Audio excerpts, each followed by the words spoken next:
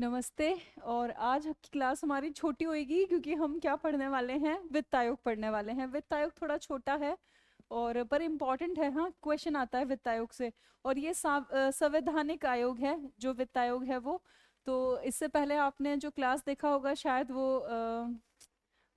मानवाधिकार आयोग का होगा, है ना? या भूल जाती हूँ यार, इतनी रिकॉर्ड करनी पड़ती है ना? तो मानवाधिकार आयोग की आपने देखी होगी। तो अब हम एक छोटा सा, हमारी छोटी सी क्लास होगी वित्त आयोग पर, लेकिन बहुत इंपॉर्टेंट है। तो आज हम क्या पढ़ेंगे, वित्त आयोग पढ़ेंगे। और मैं पूरी कोशिश कर रही हूँ कि मैं अपने जो थोड़ी मैं अभी व्यस्त हूँ, अ, उस वजह से कई बार थोड़ा थोड़ा गैप आ जाता है। तो वो गैप को मैं पार्ट के आराम से आपके लिए क्या कर दूँ, रिकॉर्ड कर दूँ। तो अगर कुछ लोग थोड़े से नाराज हो गए हैं ना, तो वो थोड़ा सा खुश हो जाएं। खुश कैसे हो जाएं कि मैं पूरी कोशिश करती हूँ कि जैसे ही मुझे टाइम मिले मैं जल्दी से आपके लिए क्या कर दूँ, क्लास रिकॉर्ड कर दूँ। और दूसरा क्या होता है, मुझे ऑफलाइन और ऑनलाइन पे क्या बिठाना होता है, बैलेंस बिठाना होता है कि ऑनलाइन वालों को भी बराबर क्लास मिले और ऑफलाइन वालों की भी जल्दी जल्दी क्या हो जाए, कोर्स पूरा हो जाए। तो ऑनलाइन और ऑफलाइन के बैलेंस के चक्कर में कई बार क्या हो जाता है, क्लास रिकॉर्ड नहीं हो पाती, या फिर कई बार टेक्निकल प्रॉब्लम आ जाती है, कभी माइक खराब हो गया या कुछ और प्रॉब्लम हो गई। तो ऐसा मत सोचिए कि मैं क्लास नहीं दूंगी या कोर्स आपको पूरा अच्छे से नहीं कराऊंगी, जरूर से कराऊंगी, मेरी जिम्मेदारी है भाई। आप लोग इतना स्नेह से मुझे याद करते हो, मैं क्यों ना ये काम करूं, है ना? तो चलो, सब बातें बंद करते हैं और हम क्या करते हैं, पढ़ाई करते हैं। और आप देख भी रहे हो कि मैं अब नए माइक के साथ आती हूँ, पता नहीं आवाज का क्या सीन है। अगर साफ आ रही है तो थम्स अप कर देना। तो आज हम क्या पढ़ेंगे, वित्त आयोग पढ़ेंगे।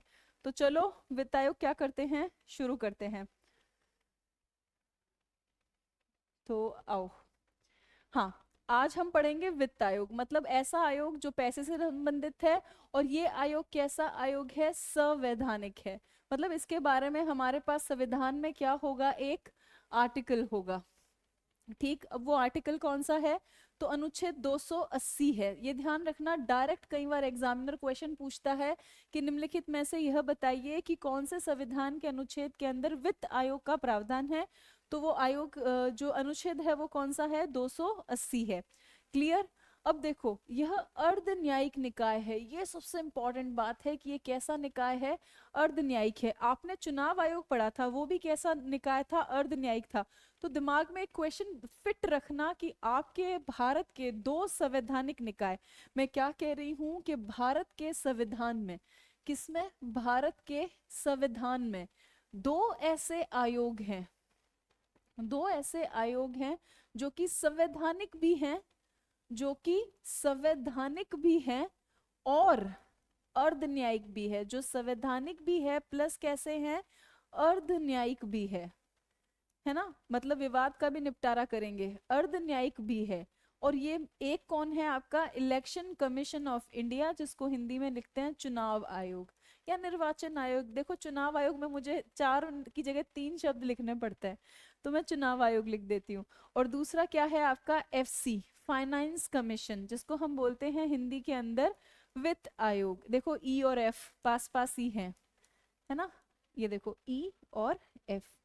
क्लियर? तो यहाँ पे इस साल क्वेश्चन आ सकता है, तो आप इसको क्या रखना भाई, अपने जेहन में रखना आराम से। तो ये अर्ध न्यायिक है वित्त आयोग, मतलब ये अगर केंद्र और राज्य के बीच टैक्स को लेकर झड़प हो जाए, देखो लक्ष्मी वैसे भी विवाद का घर है ना? आपने सुना होगा जड़ जोरू और जमीन, ये किसके कारण है, झगड़े के कारण है। तो धन जो है, जो वित्त जो है, वो भी एक झौड़ झपाट का कारण है, इसलिए कभी विवाद हो सकता है। तो इसको क्या बनना पड़ेगा, अर्ध न्यायिक का कपड़ा भी इसको पहनना पड़ेगा।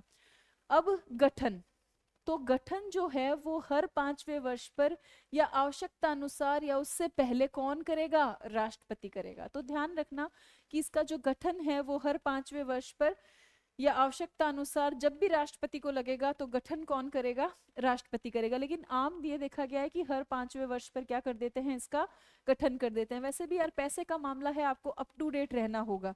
क्लियर? आगे चलूं? चलो, अब हमें क्या पढ़नी है, संरचना पढ़नी है। क्या पढ़नी है, संरचना। किसकी संरचना पढ़नी है हमें, तो वित्त आयोग की पढ़नी है। किसकी पढ़नी है, वित्त आयोग की। तो अब देखो, वित्त आयोग की संरचना में क्या लिखा हुआ है, वित्त आयोग में एक होगा अध्यक्ष और चार क्या होंगे, अन्य सदस्य। मतलब इसकी संरचना कैसी है, 1 4 + 4 = 5। एक चेयरमैन है और चार क्या है इसके अंदर, मेंबर है। इनकी नियुक्ति कौन करेगा भाई? संविधान के अंदर लिखा हुआ है तो नियुक्ति कौन करेगा? आपका राष्ट्रपति करेगा। तो यहाँ पे क्या पूछे जा सकते हैं? आपको क्वेश्चन पूछे जा सकते हैं। बहुत सिंपल सिंपल चीजें हैं। अब हम पढ़ेंगे इसका कार्यकाल।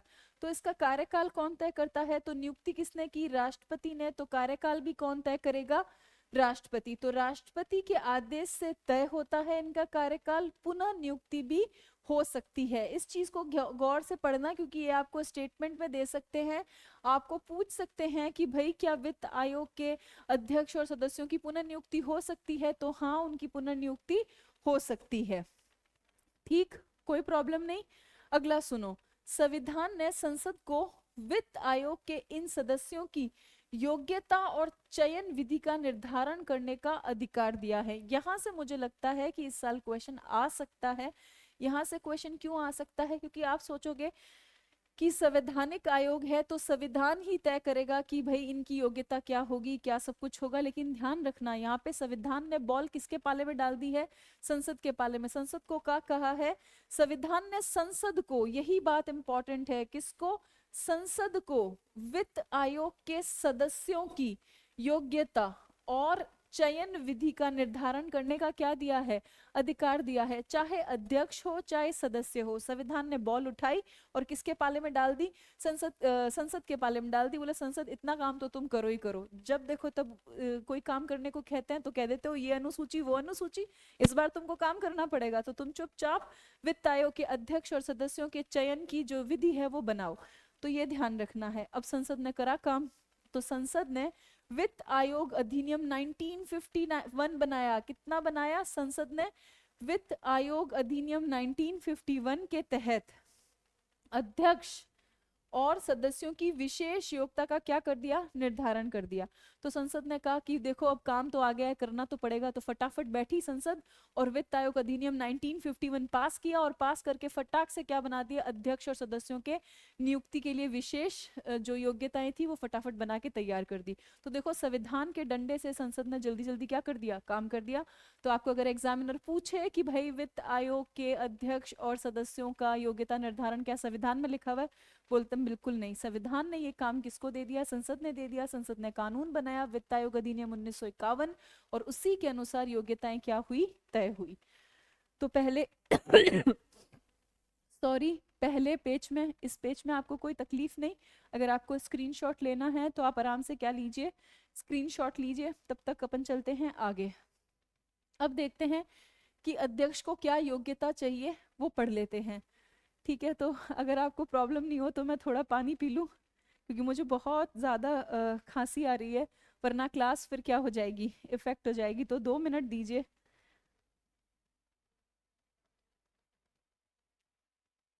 हाँ, अब थोड़ा ठीक लग रहा है मेरे को।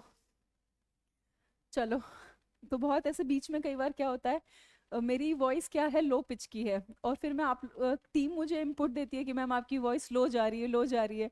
तो मैं गला चिल्ला के बोलती हूँ, तो उस चक्कर में क्या होता है, मेरी सांस चढ़ जाती है और मेरे को खांसी आने लग जाती है। इस वजह से कई बार मेरी क्लासेस भी इरेगुलर हो जाती है। तो मैंने अब तोड़ निकाल लिया है कि बीच में पानी पियो या लंबी गहरी सांस लो। तो अभी आज ब्रेक लिया, तो माफ़ी चाहती हूँ 2 सेकंड के लिए आपका एक बार स्क्रीन ब्लैंक हो गया था, पर पानी पीना ज़रूरी था। तो अब पढ़ते हैं अध्यक्ष की योग्यता। तो देखो, अध्यक्ष को सार्वजनिक मामलों की अनुभवी होना चाहिए। मतलब अध्यक्ष को जो सार्वजनिक मामले हैं, जो सरकार के सार्वजनिक मामले हैं, उसका क्या होना चाहिए? अनुभव होना चाहिए। अगर उसको अनुभव नहीं होगा तो वो कैसे वित्त आयोग के अंदर पैसे का बंटवारा करेगा? तो सिंपल सी बात कह दिया कि भाई अनुभवी व्यक्ति होना चाहिए। कौन से मामलों का? सार्वजनिक मामलों का। मतलब उसने सरकार में फुल ऑन काम किया होना चाहिए। फिर देखो 4 सदस्यों के लिए क्या प्रावधान है, तो वो भी देखते हैं। किसी हाईकोर्ट का न्यायाधीश या इस पद के लिए योग्य व्यक्ति, या तो ऐसा सदस्य बनाओ जो हाईकोर्ट का क्या रहा हो? न्यायाधीश रहा हो, या इसके बराबर न्यायाधीश रहने के बराबर की क्या रखता हो? योग्यता रखता हो। अब आप सोचोगे कि भला वित्त आयोग में हाईकोर्ट के न्यायाधीश का क्यों काम? तो जाकर अगर आप वापस देखेंगे ना, जब हमने कहा है कि ये अर्ध न्यायिक संस्था है, तो हमें एक तो हाईकोर्ट से क्या करना पड़ेगा? उठाना ही पड़ेगा।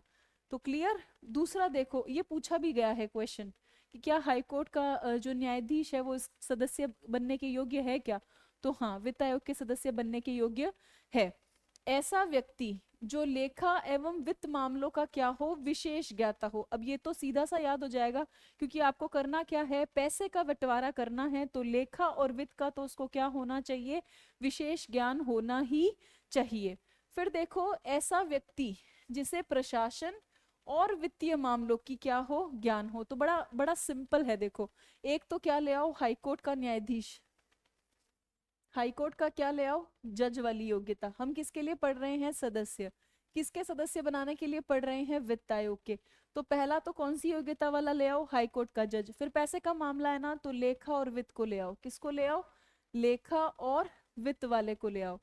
फिर क्या करो, प्रशासन और वित्त वाले को ले आओ। किसको ले आओ, प्रशासन और वित्त। वित्त दो के साथ एक फ्री वाला सीन है ना, दो के साथ एक फ्री आता है ना। वैसे लेखा और प्रशासन के साथ क्या फ्री है, वित्त फ्री है, तो वित्त। फिर देखो, लास्ट अर्थशास्त्र का ज्ञाता हो। भाई उसको अर्थशास्त्र तो आना चाहिए, इकोनॉमिक्स तो आनी चाहिए।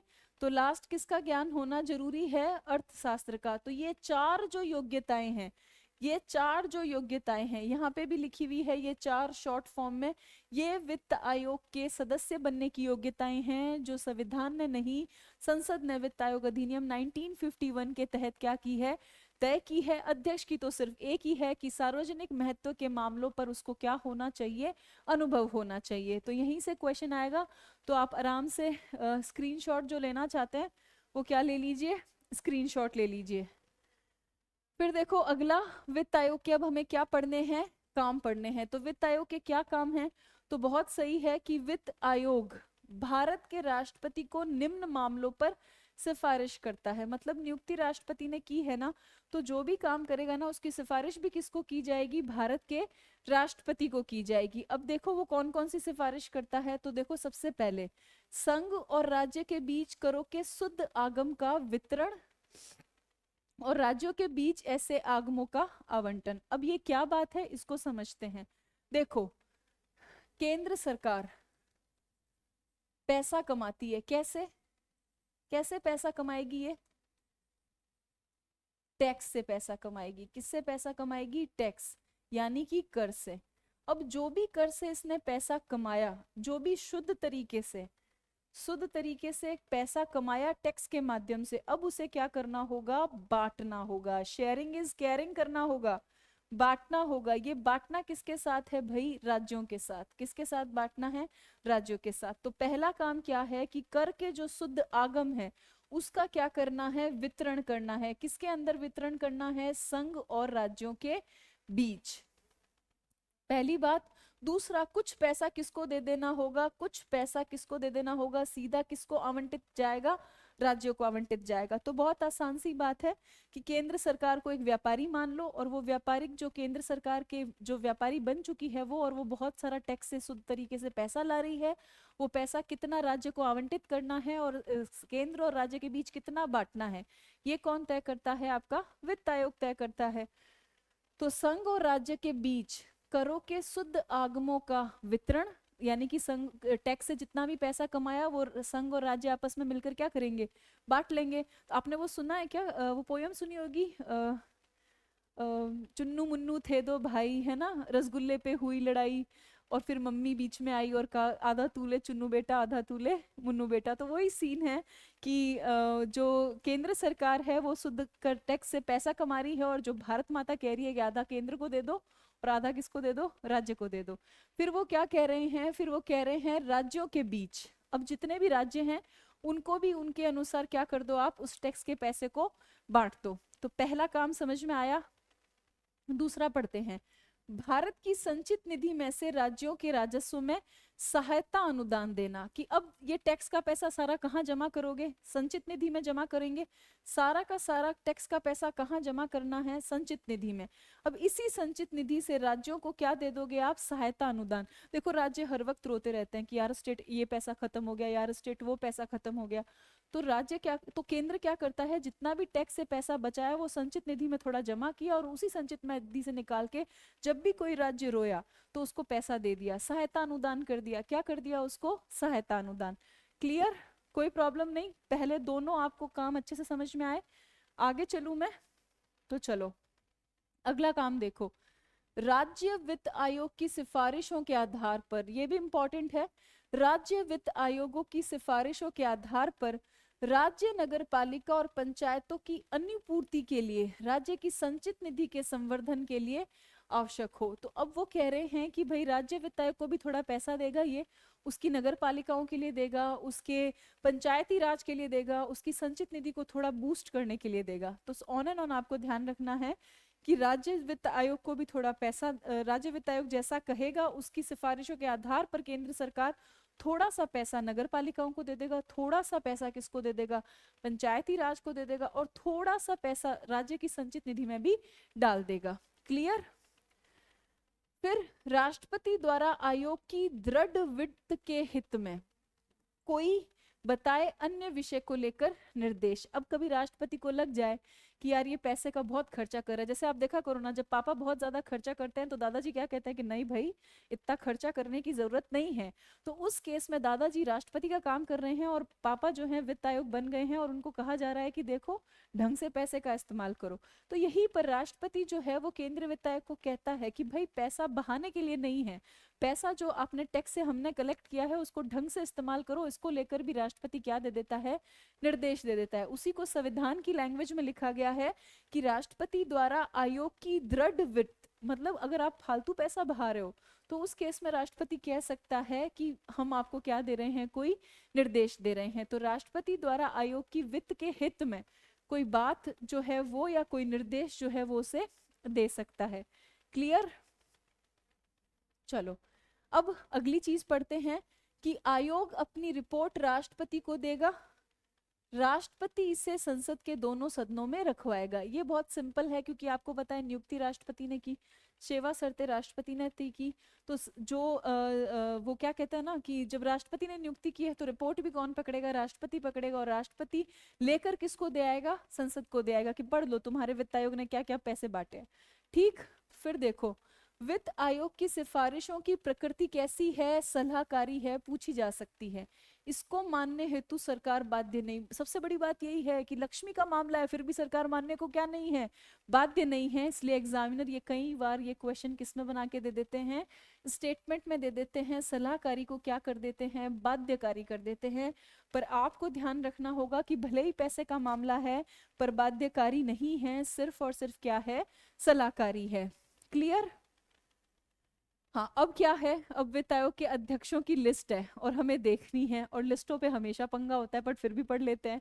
पहला वित्त आयोग का अध्यक्ष आपको घोट के रखना है, याद रखना है मतलब। ठीक, पहला वित्त आयोग के अध्यक्ष कौन रहे हैं, केसी नियोगी रहे हैं, 1951 में बना था।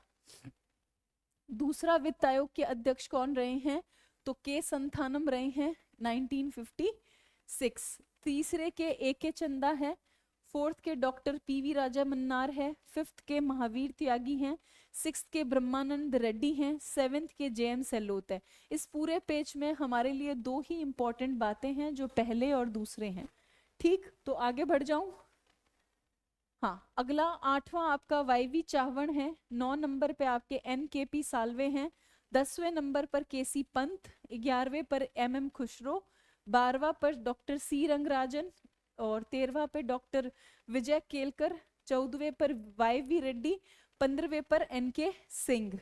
ठीक, अब लेटेस्ट आपके लिए करंट में से भी अपडेट कर दिया गया है, 16वां वित्त आयोग का भी गठन हो गया है और उसका अध्यक्ष भी तय हो गया है, और राजस्थान के व्यक्ति हैं इसलिए इस बार फर्स्ट ग्रेड में जरूर से पूछा जाएगा, सेकंड ग्रेड में भी पूछा जाएगा। डॉक्टर अरविंद पनगड़िया को इसका क्या बनाया गया है, अध्यक्ष नियुक्त किया गया है। तो पूछ सकते हैं हाल ही में 16वें वित्त आयोग के अध्यक्ष किसे नियुक्त किया गया है, तो डॉक्टर अरविंद पनगड़िया को। और श्री ऋतिक रंजन पांडे को, ये भी इंपॉर्टेंट नाम है, वित्त आयोग का क्या बनाया गया है, सचिव बनाया गया है। 16वें वित्त आयोग को 31 अक्टूबर 2025 तक अपनी क्या देनी पड़ेगी, रिपोर्ट देनी पड़ेगी।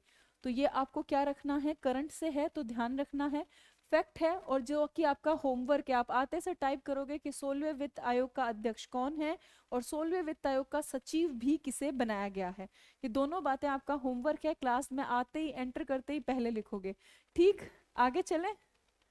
ओह, कहा था मैंने कि आज की क्लास क्या है, थोड़ी छोटी है, तो आज की क्लास हमारी क्या हुई, कंप्लीट हुई। अब हम अगली क्लास में मिलेंगे, तब तक के लिए बाय। और बराबर से क्लास देखें, और मैं बिजी सेशन में से थोड़ा थोड़ा टाइम निकाल के अच्छी अच्छी क्लास रिकॉर्ड कर दूंगी। और कभी लेट सेट हो जाऊं तो यारो माफ़ कर देना, ठीक है? कभी कभी हो जाता है ऐसा, तो उसके लिए आप मुझे माफ़ी दे देना।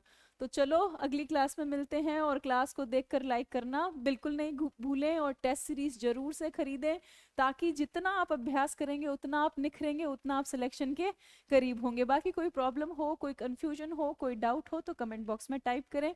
जो भी मुझसे बन पड़ेगा, सर से बन पड़ेगा, हमारी संस्था से बन पड़ेगा, हम जरूर से करेंगे। बाय।